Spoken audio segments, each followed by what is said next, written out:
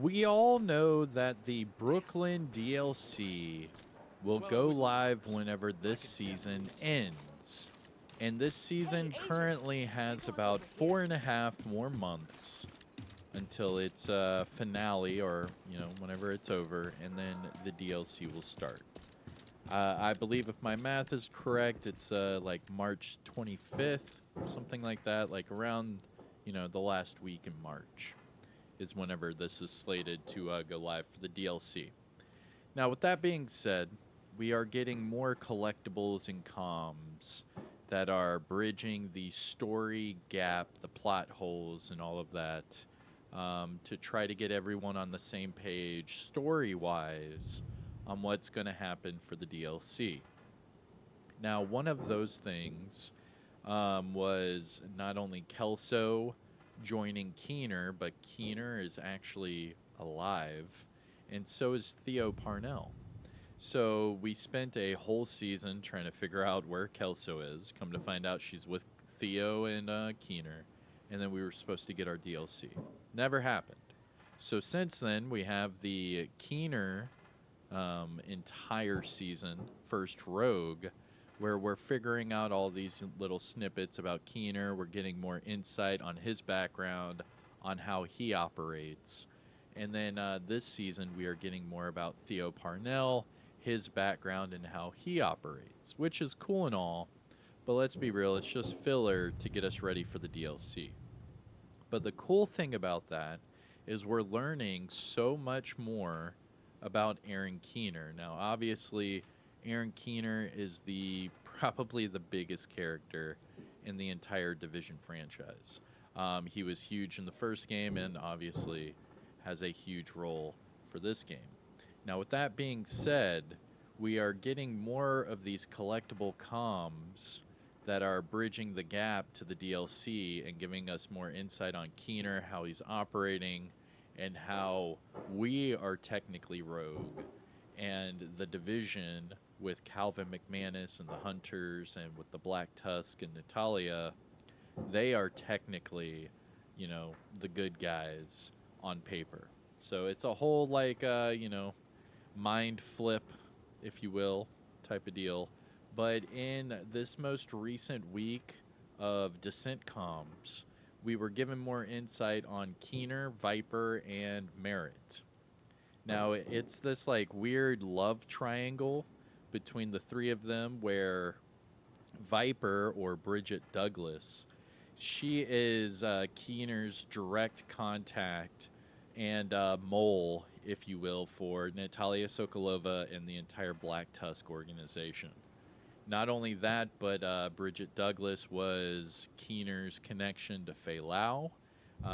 Bridget Douglas is also the connection for Operation Cassandra, which was, I believe, isn't that one Kelso? So Kelso is now an embedded hunter, right? And then there's so much more. But not only that, but Bridget Douglas was Keener's contact to Mackenzie Merritt in the Merritt estate. Now, we have had previous collectible comms throughout the seasons and Descent comms throughout the previous weeks, not only showing that Aaron Keener had a real liking to Mackenzie Merritt, but also to Bridget Douglas, especially in last season's seasonal comms for the first Rogue. And we'll go into that as well, because that even gives us background on our own shooting range NPC, which is Bridget Douglas's dad. There's so much to go into, but in this video, what I'm going to do is I'm going to break down this weird love triangle between Keener, Mackenzie Merritt, and Bridget Douglas, because it seems that the only two women that Aaron Keener has actually said that he has any sort of liking or love towards are these two people. And that's what these comms are all about. So I'm going to catch you up on the storyline, let you insight on my theories, and we'll discuss it in the comments. All right, here we go. What's going on, YouTube? Kamikazevondoom here with another Division 2 video, and well, that was the longest intro in history, but hey, Sit back, relax, grab that popcorn. Don't forget to hit that like. Subscribe if you haven't already. And let me know what you think in the comment section below. But like I do every single week, I do the Descent comms. I go over to the Descent area, the game mode. I take on the Nemesis, and I complete the weekly project. If you scroll down, you'll see the weekly Descent project, and all you have to do is defeat the Nemesis, and you will get a new collectible.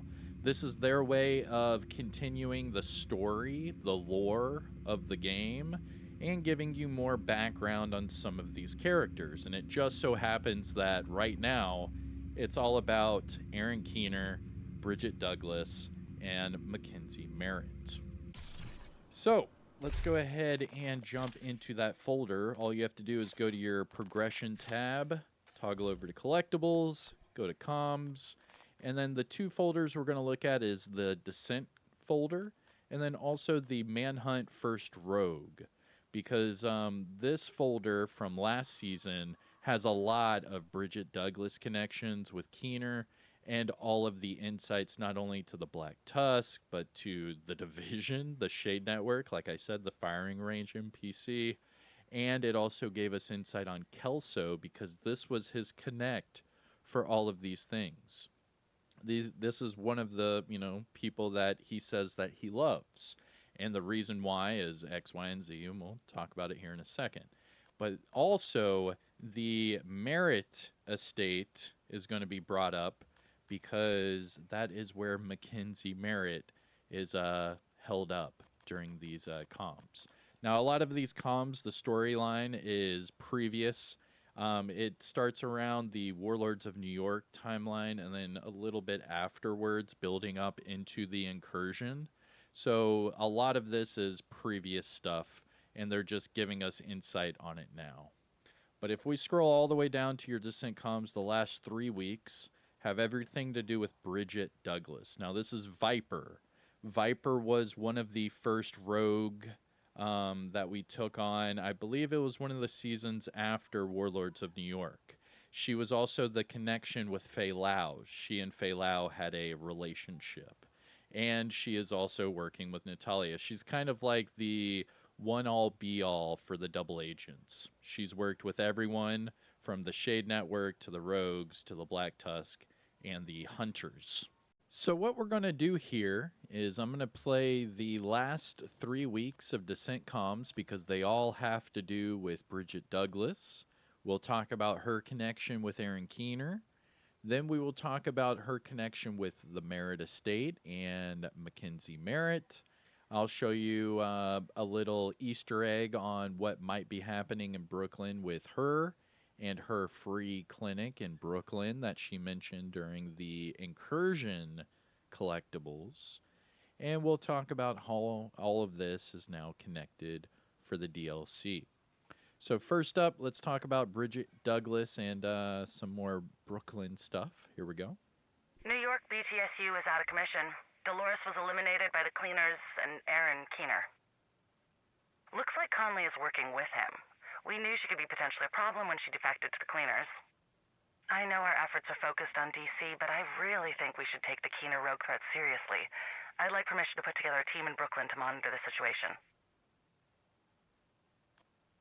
So right there we have Viper, or Bridget Douglas, talking to Natalia Sokolova on building a Black Tusk team or hub in Brooklyn. So we already know that the Black Tusk are going to be in Brooklyn, but what Natalia doesn't know is that Aaron Keener has Viper working with him.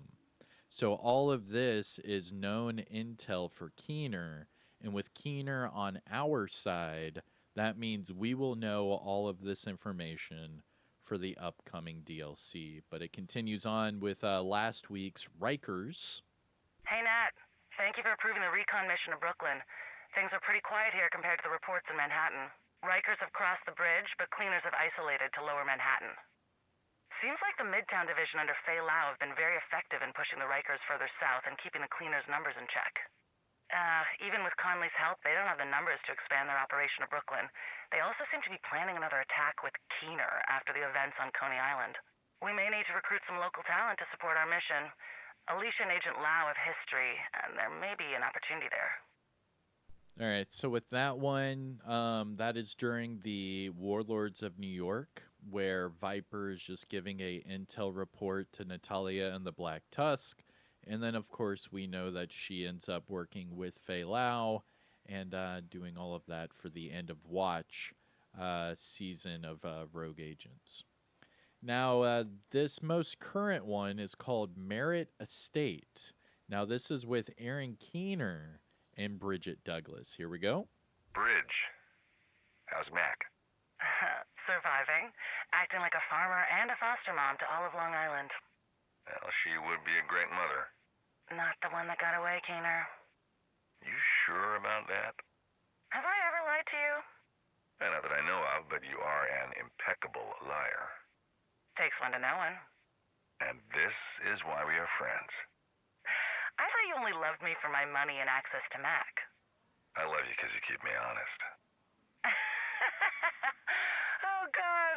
Thank you. I needed that. Mac is fine. You don't need to worry about her. Nat would never let anything happen to her special project. Now, with all of that, we now know that Bridget Douglas was doing recon on the Merit Estate, the incursion, because the incursion is actually Natalia Sokolova taking over the Merit Estate, where she brings in the cleaners and then Calvin with his rogue tech and all of that. So we know that Merit was being taken over with Natalia, but during those incursion comms, we hear about Brooklyn. So if you go to your incursion Merit Estate, I believe it's the second one, this one right here, it's called Speak Easy. So just listen to a key detail here. I'm glad you could make it, Nat. Wouldn't miss one of your secret benefits for the world, Mac. What's the cause this time? Free clinic in Brooklyn. They lost one of their grants last year, and we're trying to help make up the shortfall. Why don't you just cut them a check? Take the tax break and call it a day. You can afford it. That would solve the problem for this one clinic. But it doesn't change the policies that created the problem in the first place. Oh, Eminem. You're adorable if you think that these politicians will stop austerity measures because they like your canapes. It's not about the party, it's about the relationships forged at the party.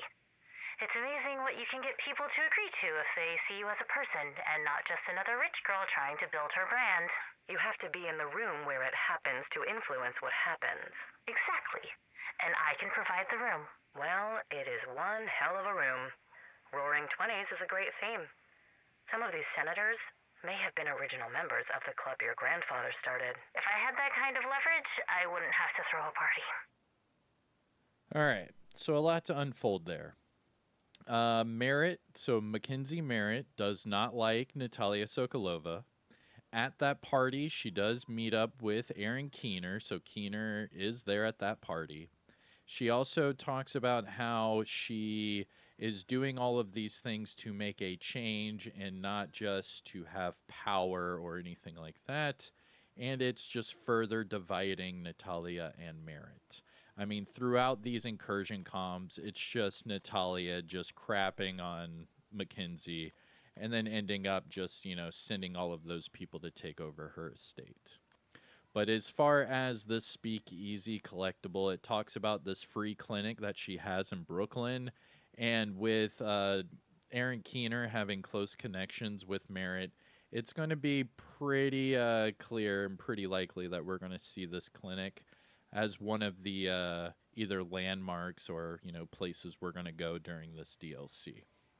Now, as far as Bridget Douglas and Keener, that was all last season. So if you go down to your Manhunt First Rogue collection, we have the first 5 of these are all with Bridget Douglas, and then he even talks about how she was very, very close with him at the end.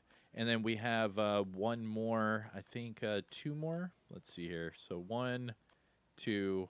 So we'll have 2 additional. So there's a few here to unpack, and it not only talks about her connection with the Division, the Shade Network, but also her connection with Keener even further. So check this out. This was from last season. Your dad is in D.C., right? Yep, joined one of the civilian settlements. You don't want to make him more comfortable in one of Nat's apocalypse bunkers? Yeah, that's not a good idea. Trouble in paradise? More like eternal rivalry and hostile takeovers. My dad is a lot of things, but ready to bend the knee to Nat is not one of those things. If you brought him in... Honestly, I don't want to. I'm his daughter, but he doesn't know me. Not in any way that really matters. You're daddy's perfect recruiting tool. Yeah, I would rather be his daughter than the honeypot. You are an excellent honeypot. Well, that gives me an idea. I don't want to know. It's nothing dangerous. Could be fun. Yeah. That's how it starts and ends with a bunch of senators' fingers trying to get into the jar. But you do what you have to do to close the deal, right? You really hate him, don't you? I wish I did. He's still my dad. And it was either be the arm candy who sweetened the deal or be broke and homeless. So I smiled and was what everyone wanted me to be. The perfect daughter who didn't mind getting her cheeks pinched by dirty old men at max benefits. If it meant we got the contracts renewed. Yeesh. I'm going to continue on to the next one because I'm going to jump over to who her dad is in just a second. So here's another little snippet. Looks like Daddy Dearest is moving up in the world. Sure. If you consider being a range master in the White House basement a move up instead of lateral or down. It should be more secure. Sure. More prestigious, at least. Or it makes him look like a traitor and the leader of a military coup. That Nat spin? Not yet, but soon enough. Foreign weapons manufacturer backs sale of rogue agents who have taken the White House. They're not rogue. Not according to Isaac, but it's just a matter of time before she turns all of this to her advantage. You really think she can pull it off? She already has. If Claire hadn't tied her tech to the Shade Network, she would have sacked the White House, eliminated all the agents, and installed her puppet as the president. But Ellis went missing, and she crippled her tech, so plans change. So that was a juicy collectible. Now that showed that not only did Natalia already plan to make us all rogues, but if it wasn't for Claire Ortiz connecting Diamond with the Shade Network and with Anna, then she would have already taken over completely. That was really cool. Not only that, but they're talking about her dad and the White House and the firing range. Her dad is Charles Douglas. So if you fast traveled to the base of ops, that is one of the people that you collaborate with and save throughout DC, and then give them a job here at the White House. So if you come over here to the quartermaster and go to your staff roster, here's Charles Douglas right here. So this is your shooting range officer. Bye. And then if you run down to the shooting range, I believe you will see her dad. So this is Viper's dad, Charles Douglas. Right there. All right. Now going back to the collectibles, we are in the first rogue folder. There we go. Now, next up, so this is at the very beginning of Division 2. This is where we save Charles Douglas, bring him on board, everyone's happy. Now, it also shows that he was kind of planted here by Bridget Douglas and Keener to give him a safe spot and still have eyes on exactly what's going on around him. But as far as the next few comms, this is going to be around the Season 4 end of watch, where the president goes to Camp White Oak and where we do the whole Fei Lao manhunt mission. Remember, that's where Fei Lao kills the president, and then we take out Fei Lao, and we find out that she was working with the rogues, but she was also playing a double agent. There's a whole thing to unpack there as well, but here are those comms. Well, he's not dead. That's a shame. Beyond all reasonable odds, he survived the crash and was with the hyenas.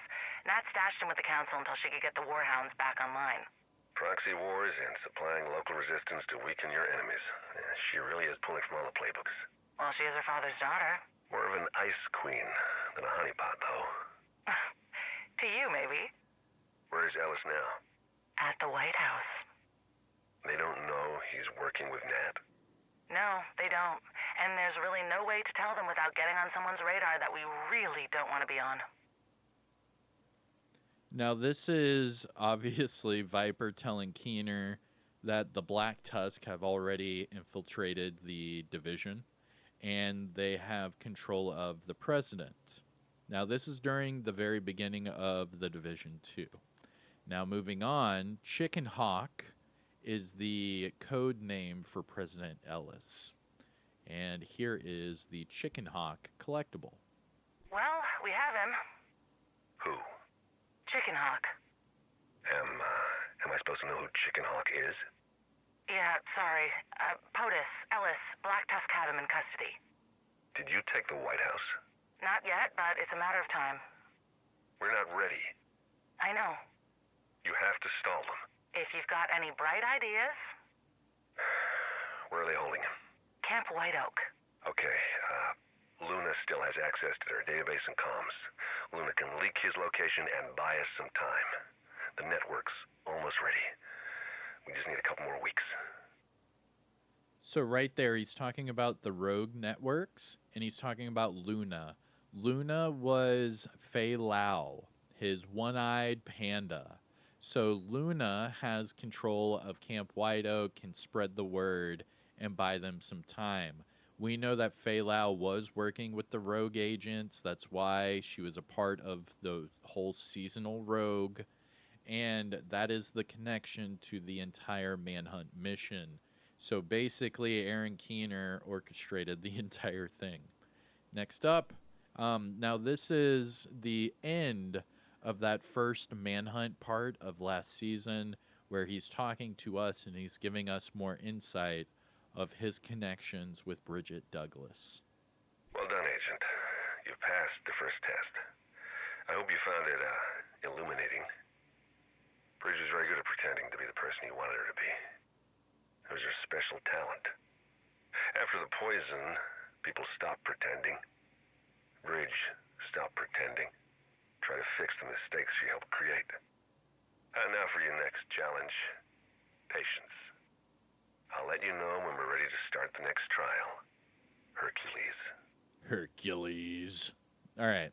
So that was obviously the last season comm, and this is after we have already taken out Bridget from that manhunt. Now, the last two comms is just him syncing with her just a few more times, and then we will do a little summary and get you out of here. Well, Mac's dead. How did it happen? Oh, she didn't die. Well, not yet, but she will. She just signed her death certificate. She didn't join Nat's little army. She did not. She opened her house, and now all the refugees are wearing Merit Classic teas while drinking the family reserve and going to turn the Rose Garden into a farm for the community. Well, she was always a humanitarian at heart. She's not the one that got away, Keener. Have to admire a woman with those means, choosing community over her personal safety. You sound like a lovesick puppy, you know that? What can I say? I love complicated women. Yeah, Mac is a lot of things, but good for you is not one of them. You're a good friend, Bridge. I'm not that good of a friend. Besides, as much as Mac and you would make a horrible couple, I'm more worried about what Nat would do to you. Why would Nat care if Mac and I got together? Let's just say you wouldn't be the first suitor she got rid of. You think she's two-faced? She's a Hydra, and each head would be more than happy to destroy the competition. Oof. Now that further connects, his love interest with Mackenzie Merritt, and it also furthers his relationship with Bridget Douglas. I mean, him and her were very close, obviously. But that also was foreshadowing the incursion, where she was supposed to join Nat, but instead, Mackenzie Merritt basically was turning the entire incursion area, the Merritt estate, into her own little settlement, where she had a community and she was helping people and whatnot. And well, Natalia didn't like that. She wanted to turn it into her own little base or hub or what have you. And that's how the whole incursion started that way. Now, as far as the last comm, it's right here called Girdle. We are not talking about this. Come on. I just want to know how much control she has over the manufacturing process. As much as someone who has the money and understands the fundamentals, but wouldn't pick up a soldering iron for fear of it messing up her nails or pantsuit. So, complete control in all the ways that matter. Sure, corporate Keener. Not really a fan of this version of your emotional evolution. I'm just working on understanding where we went wrong so we can make sure we don't repeat the mistakes of the past. I was wrong. I prefer corporate Keener to introspective Keener. This model makes me uncomfortable. And we all need to evolve if we're going to survive. Or you bend the knee. How's that going for you? Actively looking for a way to get Nat's leash off my neck. You could stop wearing the black tusk girdle. Oh, but if I did that, then your little plan won't work. Operation Cassandra depends on me staying in Nat's good graces. Soon. We're almost ready. And after she lost Heather to budget cuts, I think we can land the Cyclops. Don't call her that. The eye patch is kind of hot. Who's the lovesick puppy now? All right. So, a lot to unpack there as well, and then we will just do a full summary. Now, with this one, Girdle, this was talking about Bridget Douglas working with Natalia and how they are putting in place Operation Cassandra. Now, Operation Cassandra, that is with Kelso. So, Agent Kelso is the embedded hunter, I believe, the rogue agent hunter, quote unquote, that is embedded with the Black Tusk in Brooklyn. Now, the whole eye patch part with Faye Lau, yes, Bridget Douglas and Faye Lau were together at one point. So that's a whole other story to talk about. But as far as her connections with Keener, they're pretty much running the entire show for the Rogue Network, because this all depends on their relationship together. And him with Mackenzie Merritt, that is a different sort of relationship where he actually really cares for both of these women. So for the DLC, we have the Merit Clinic that was alluded to during the incursion comms. We have the Black Tusk base or hub that Viper has already put together. We have the Rogue Network base of ops that Agent Hoskins has already put together, and that will be for us. We already know that the Rikers will be in Brooklyn, and we know that the Cleaners will not be in Brooklyn. We know that Viper is already dead, so the whole Black Tusk thing is just going to be all hostiles. However, we do have that embedded Cassandra or Kelso, so we should probably have more insight on what the Black Tusk and the Hunters are doing with Kelso's cooperation as a double agent that way. So leading into the DLC, we have Agent Hoskins running the Brooklyn base of ops. We have Kelso being our mole into Natalia Sokolova, Calvin McManus, the Black Tusk, and the Hunters. We will have Keener with us, with Theo Parnell. We are technically Rogue, but we are taking on the bad guys, being Calvin McManus, the Black Tusk, the Hunters, and I guess Isaac. So we're going to end up switching over to Anna, is what it would look like, because Anna controls all of them. It's a very sticky situation when it comes to the AI systems that we're going to use, because we're still using Isaac, which is under Calvin McManus, so we're still technically Shade agents, but we're working with Aaron Keener, but we have Keener in the gel cell, so technically he's our captive, which would make us still agent. I don't know. It's really hard to unpack at that point. Like I said, there's a lot of plot holes here, but we're trying to piece it all together. So it's looking as if Us being rogues, we're going to go into DLC with Keener trying to take over the Black Tusk and Calvin McManus, and I guess win Isaac and the Shade Network back for the good guys. It's hard to tell. But this is our little update with Aaron Keener and his love triangle with Bridget Douglas, Viper, and Mackenzie Merritt of the Merritt Estate. Those are his two connections to everything story-wise, and it seems to be, with one of them being dead, it seems that the whole Mackenzie Merritt and Aaron Keener storyline is the only one that's going to, continue on into the DLC. And that nice little snippet about the Brooklyn Clinic and the Incursion collectible was a nice touch as well. But all right, let me know what you think about all of this. I know it's a lot of storyline and a lot of dialogue to, take in. It is a lot, but it's just trying to piece it all together. I wish I had like a whiteboard here with all the like red string and like, every dot connected. And be like that crazy guy with the ruler. And this is how it's all connected. But yeah, let me know what you think in the comment section below. I hope this helped explain it. If this was helpful or informative in any way, shape, or form, please hit the thumbs up. Support the channel by subscribing. I do daily Division content, so ring that notification bell. That way you don't miss a single Division video. But that's it for me. Again, I'm Kamikazevondoom. Take care of yourself. Enjoy the rest of your day. Peace out.